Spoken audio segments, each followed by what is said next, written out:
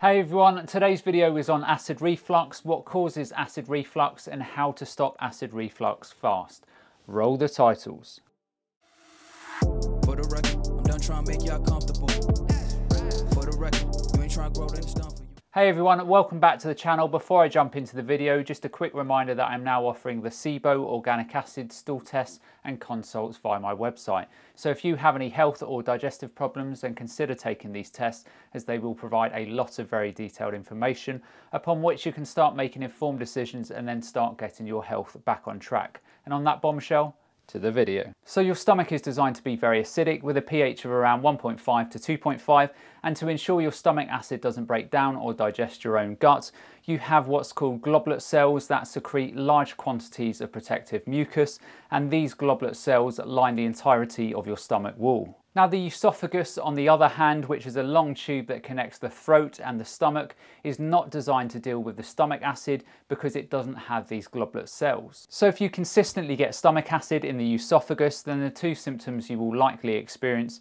will be heartburn, which is a burning sensation or pain, which will reside in the stomach, chest or throat, and also regurgitation, which is a very sour tasting acid which will back up into your throat or mouth. Other symptoms with reflux include bloating, burping, hiccups, nausea, wheezing, hoarseness or a constant sore throat, and for some it could even result in bloody stools or bloody vomiting. Now there are 7 major functions of stomach acid. So number 1, it stops pathogens, bacteria and viruses entering your body. Number 2, it starts the protein digestion in your body. And number 3, it activates pepsin, which is the enzyme needed to break down a dietary protein. Number 4, it activates intrinsic factor, which is the glycoprotein responsible for the absorption of B12.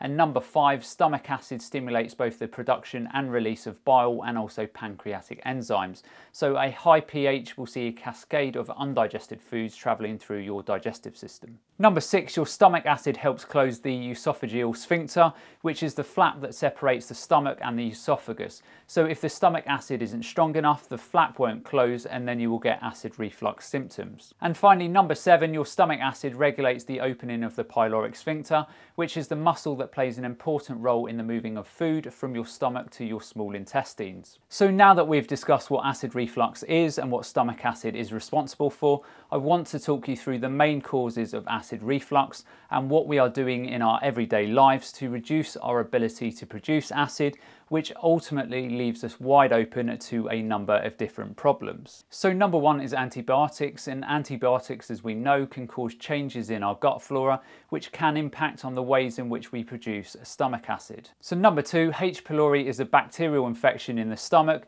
and H. pylori releases urease, which neutralizes stomach acid, and H. pylori infections are very common after antibiotic use. So number 3 is stress. So in your body you have what's called your sympathetic and parasympathetic nervous systems. So if you are chronically stressed and you are constantly using your sympathetic nervous system or the fight or flight mode, then it will inhibit acid production in your stomach. So number 4 is poor diet, and it's no real surprise here, but if you are eating a diet full of processed refined foods and processed refined sugars, then this will inhibit our ability to produce stomach acid. Number 5 is small intestinal bacterial overgrowth, and this is a bacterial infection in the small intestines that can cause a lot of gas and bloating. So if you have this, then it can put a lot of pressure on the stomach and push acid up into the esophagus. Number 6, not chewing your food properly or eating too quickly.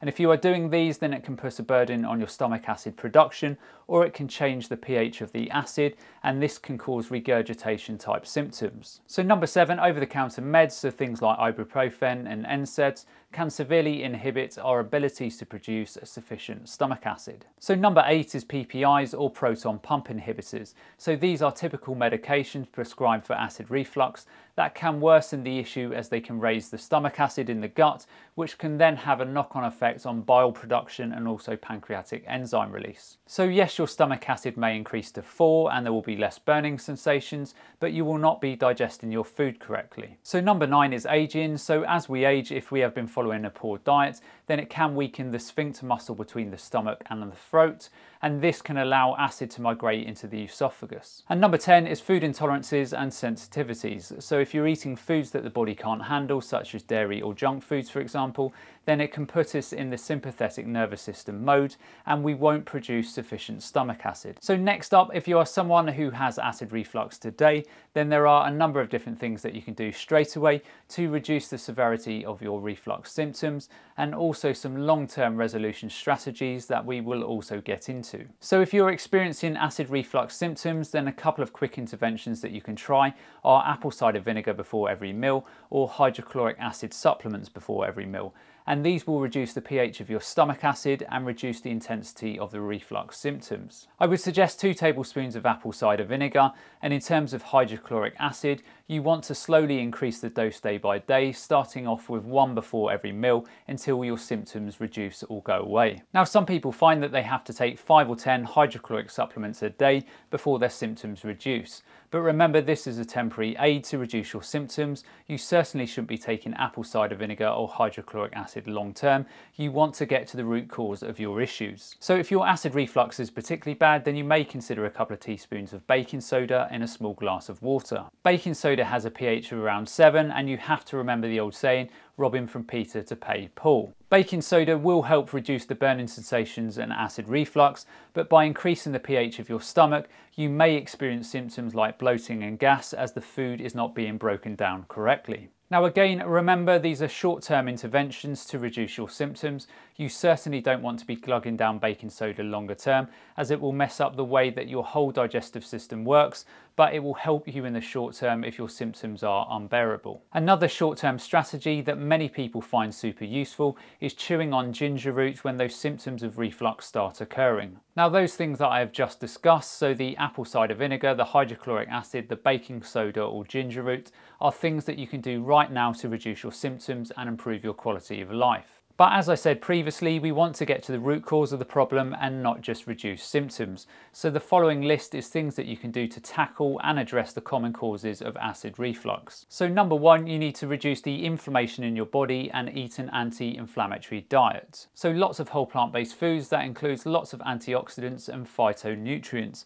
You also want to remove the processed refined foods and sugars out of your diet. Number 2, you need to remove any foods from your diets that are causing food sensitivities or intolerances. So keep a food diary, and if you notice gluten is causing an issue for you, then remove this from your diet. If you don't remove foods that cause you a problem, then they will be having an inflammatory effect in your gut and it will inhibit stomach acid production. Number 3, if you are overweight, then you need to lose weight so that you fall in line with a suitable BMI for a person of your metabolism. Obviously, if you are overweight, you will have higher abdominal pressures in the abdomen that will push the acid from the stomach into the esophagus, so you need to lose weight. Number 4, this is a really simple one, but if you experience acid reflux, then you need to stop eating or drinking 3 hours before you go to bed. By doing this, most of the food will have been released from the stomach into the small intestines, and there will be very little to come up into the esophagus when you lay down to go to sleep. Number 5, you have to get rid of any infection in the gut that are driving reflux symptoms. So if you have lots of digestive issues such as gas and bloating, reflux, constipation or cramping, then you will want to work with a practitioner to establish if you have small intestinal bacterial overgrowth, H. pylori, C. diff or anything else that could be the root cause of your reflux. Number 6, remove caffeine and alcohol from your diet until you have got to the root cause of your issues, as often these beverages exacerbate the issues. Number 7, for long-term digestive health, you need to be consuming probiotic-rich foods on a weekly basis, such as sauerkraut and kimchi. These will put lots of beneficial bacteria into the gut that will improve gut integrity and overall gut health. Number 8 is one that most people forget in the grand scheme of things, and that is to ensure that you're not wearing tight clothes and belts that put pressure on your stomach and cause the stomach acid to migrate into the esophagus. So that's the end of today's video on acid reflux. I hope you all enjoyed the video, and as always, remember to look after your body because it's the only place you have to live. And I'll see you next time.